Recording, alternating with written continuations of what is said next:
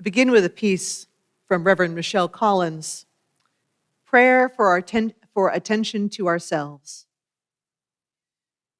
Speaker of truth, we come seeking the courage to see ourselves clearly, not the selves we perform for others, not the selves we wish we were, but the actual landscape of our hearts. The fears we dress as principles, the exhaustion we ignore, the joy we rush past without naming. Teach us to notice what stirs in us without shame or hurry. Help us befriend our limits as sacred boundaries, to track what makes us alive and what drains us dry. To honor the body's wisdom when it whispers.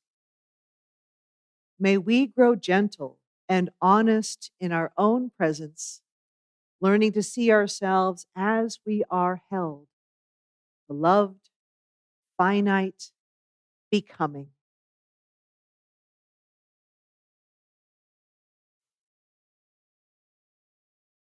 The many great questions in our time, I think one at the core is, how are we to be human? How are we to be these finite, mortal, flawed, and fabulous creatures? We have such a challenge in our moment of so many forces to work against, recognizing humans as worthy of dignity, as agents of their own control, of agents of their own liberty and bodies and minds and souls. We've learned so much about the capacity of the human heart, the complexity of the human brain, the wonders of human expression, and we are torn by forces that want to pull us away from ourselves and simply be consuming what we are told to pay attention to not wonder, to not question, to not advocate, to not speak up. We are in a fight for our lives, for our integrity, for our existence as creatures. We have learned so much about the range of human experience, of race, of ability, of mental health, neurodivergence, sexual orientation, gender expression, and much more. Every morning we wake up and wonder how we shall conduct our lives today, fully trying to grasp and hold on to what is at the core of each of us, even as we are told what to think, what to believe, what to buy, and much more. Who to love, who to hate, and how to treat everybody in between.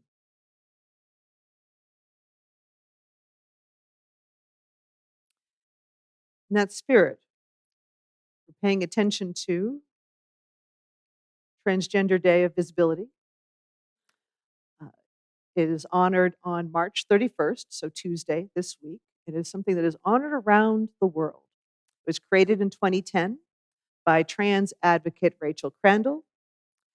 This day is an opportunity to celebrate and acknowledge those who are trans and non-binary as fully authentic people, not the stereotypes, not the negative images that are so often found in our world, and also lives that are not focused, that are not consumed by the violence and harm that's so often reported in the news.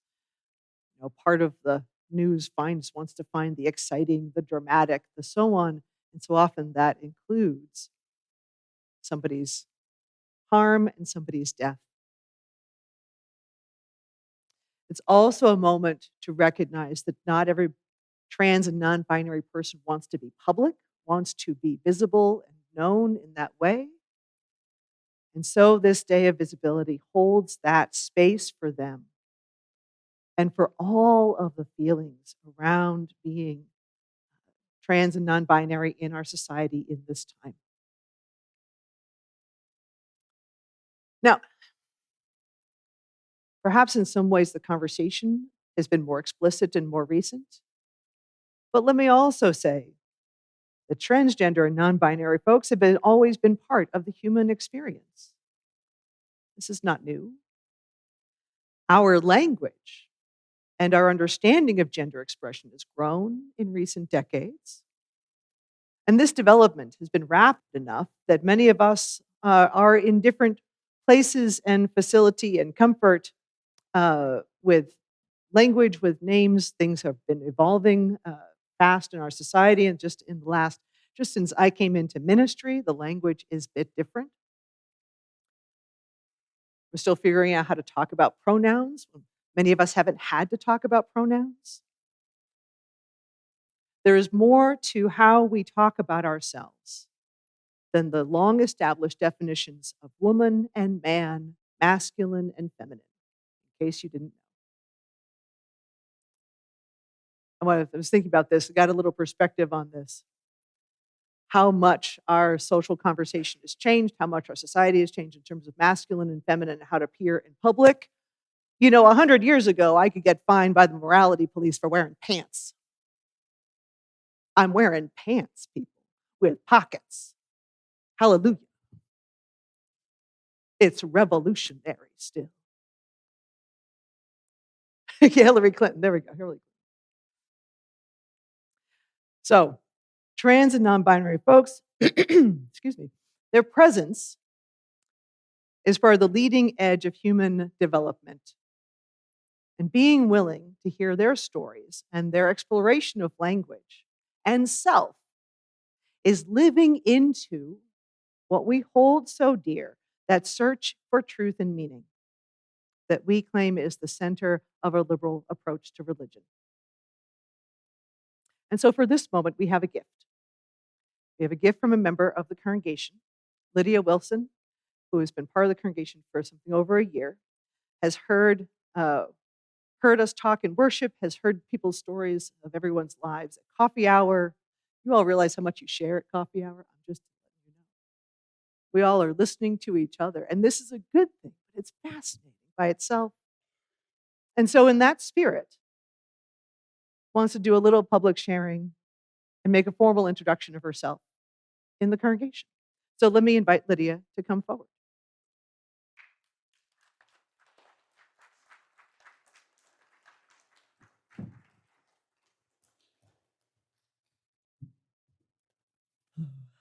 Good morning. My name is Lydia Wilson, and thank you for giving me the opportunity to speak with you today. With Trans Day of Visibility in 2 days, I asked Reverend Jennifer if I could have the opportunity to formally introduce myself to the congregation. Just like you, I seek to be known and understood. I am a transgender woman. My pronouns are she and her. I have been taking hormone replacement therapy for nearly 2 years now. I socially transitioned or came out as a transgender woman to everyone I knew as soon as I started taking the hormones. And although I've only been medically transitioning for about 2 years, I have always known who I am internally. Most of my closest friends would recall the many times I communicated to them that I had felt like I was born in the wrong body, that I resented the way the other people viewed me and referred to me, and that I had a desperate longing to feel beautiful in my own skin. I am 26 now, and it wasn't until I began my transition at 24 that I really began to know myself. Up to that point, it had felt as if I were living life on autopilot, as if I were some observer entity with no real personal stake or place in the world. I felt the pain of injustice. I felt the pain of relational trauma. I felt the pain of not recognizing myself in the mirror, seeing only an outline of a ghost, a crude simulacra of a human being with no hopes or dreams to call my own, with no true understanding of myself. I was a stranger in my own body, a stranger in my own mind. I felt very little else but that pain. Living authentically for the past 2 years as Lydia has led me to some of the most challenging and some of the most amazing experiences of my life. I have managed to cultivate so many wonderful friendships and connections in my short time here, I have found community when before I had none. I can finally see myself in the mirror, and I feel beautiful. I feel far closer to being whole. I no longer feel like a prisoner in my own mind, some sort of mistake of nature. I have embarked on a journey of transformation, of creation, of internal and external alchemy, and I am so proud of the person that I have amalgamated into after over 2 decades of feeling broken, of feeling like I was born in the wrong body, of feeling like a mask. I am finally myself, and I love her. What I really want to communicate to you today is that I love this community. I see so many beautiful and driven people in the crowd, and my thoughts are with those in our congregation who could not make it today. I want to feel like I am in community with you as much as I want you to feel that you are in community with me. I want you to know that I stand here before you in my wholeness to assist in the construction of a world that is inclusive of our differences, a world that uplifts those who currently feel powerless, a world where we can live in blissful harmony with nature and with one another.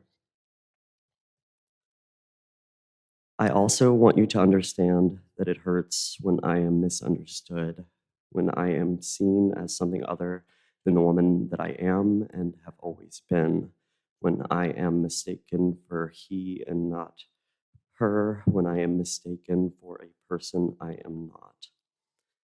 I humbly ask that you recognize my spirit as I lay it bare to you today. I ask that you do not allow any preconceived notions of womanhood to cloud your perception of me. I ask that you understand how difficult things are for transgender people in this country right now. I ask that you understand that I am at risk of being disappeared by the state for being who I am. I ask that you care about that. I ask that you know that because of barriers to things like housing and healthcare and employment, uh, my life expectancy is far shorter than a cisgender person. And I ask that you understand for Black and Indigenous trans women, especially, that their life expectancies are even shorter than mine. I ask that you feel comfortable enough to ask me questions about my relationship to gender if you're curious. I ask that if you are to interact with me, that you refer to me as she and her. I ask that you respect and cherish my spirit the way that I respect and cherish yours. Whether my voice is deeper on any given day, whether I am wearing my dress or my jacket and my hat or whatever, I ask that you understand and respect the fact that I am always a woman. I always have been and always will be, and I am proud of that fact. I ask that you offer the same grace that I am asking of you for me to every other transgender and non-binary member of this congregation. I would like to finish my introduction with a quote from transgender writer Julian K. Jarboe. God blessed me by making me transsexual for the same reason he made wheat, but not bread, and fruit, but not wine, so that humanity might share in the act of creation. Thank you for allowing me the time to formally introduce myself to you. It is a pleasure to meet you. Feel free to say hi.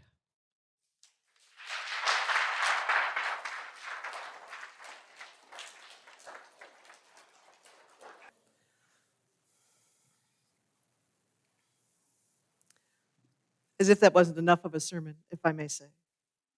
I go back to the end of the prayer I offered from Michelle Collins. May we grow gentle and honest in our own presence, learning to see ourselves as we are held, beloved, finite, and becoming. So the question of humanity, individuality, dignity, personal discovery, what does that mean for community? I love that image of beloved, finite, and becoming. We are mere mortals who live daily within the limits of our lives. We are held in a larger circle of care and treated with compassion as we are and as we might be. We engage as a congregation with the task of religious community as named by the Reverend Mark Morrison Reed. The central task of religious community is to unveil the bonds that bind each to all. There is a connectedness, a relationship discovered amidst the particulars of our own lives and the lives of others. Once felt, it inspires us to act for justice. It is the church that assures us that we are not struggling for justice on our own, but as members of a larger community. The religious community is essential, for alone our vision is too narrow to see all that must be seen, and our strength too limited to do all that must be done. Together, our vision widens and our strength is renewed. This congregation, one of the great gifts of it is that how much this congregation wants to connect. People form lifelong friendships here. In recent years, I've had the chance to witness people uh, inviting others in, coming and finding friendships here, and more. I'm also grateful, given how much those connections, the long established connections, have led to teams of people who want to work together just because you like each other. Seriously, church doesn't happen without the friendships. It just doesn't. Everything from coffee hour to Sunday classes to the potluck to the justice work to personal reflection to giving each other a ride for the No Kings protests. And we can go further and become more aware of one another. The them is us, for example. The them in Transgender and Non-Binary Day of Visibility is us. It is members and friends and children and youth here in this building and watching online. Them is us. I've been asked on occasion why pronouns are important. For those of us who have a lifetime of assuming identity and orientation and gender expression that fits with male and female, he and her, we, myself included, haven't really had to think about that part of language. But then there are those of us who push against assumptions of identity and expression, whether by choice, as part of challenging gender discrimination, or because we are coming into our own senses of self. Being called by our name and our pronoun speaks to the core of who we are.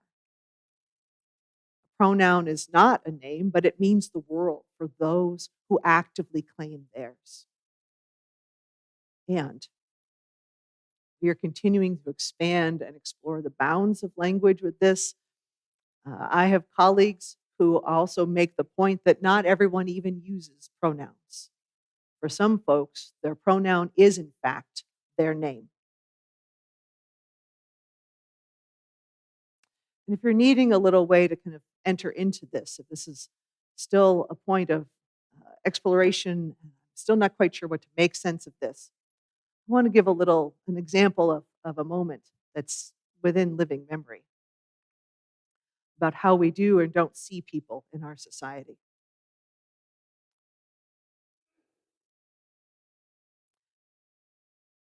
Do you remember how married women were known by their husband's name?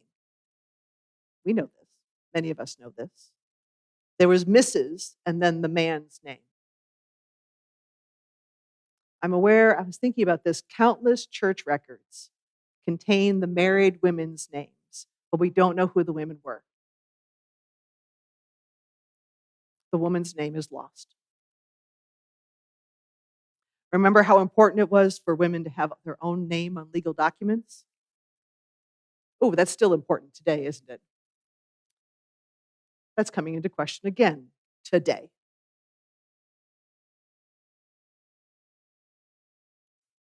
We are within a generation or so of this shift.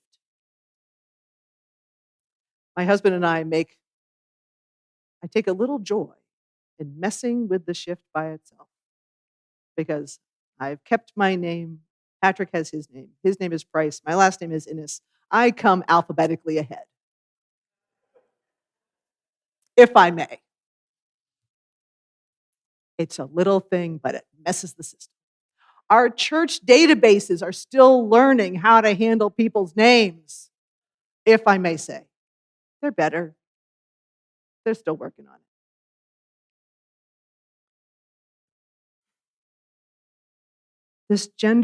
This exploration of gender and how it shows up in our conversations and in ourselves is part of the current phase of work for all of us, for our entire systems, for all of our human race.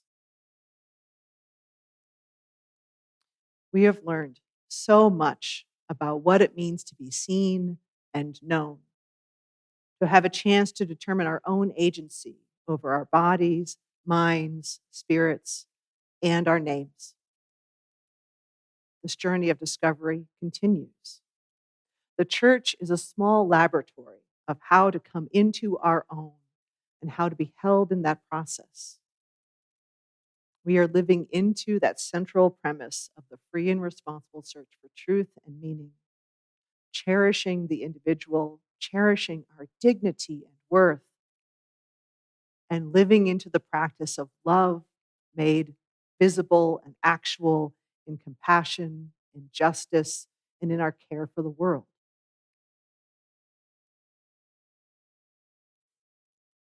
How precious it is that we live in this moment when we have learned so much and we still get to reveal the work that remains.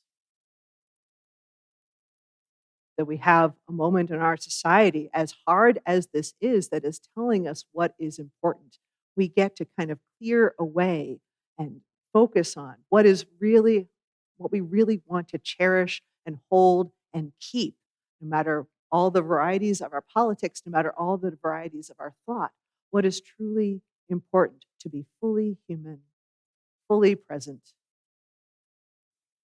fully a part of our great existence. As Mark Morrison Reed says, our vision widens, our strength is renewed, and we get to be these glorious, beloved, finite, beautiful creatures. And we set the tone for our friends and neighbors. We set the tone for our children because they are watching. We set the tone for being welcoming and inclusive and available for all who come after us as well. This is our great gift. This is our great opportunity. Let us continue in this work together.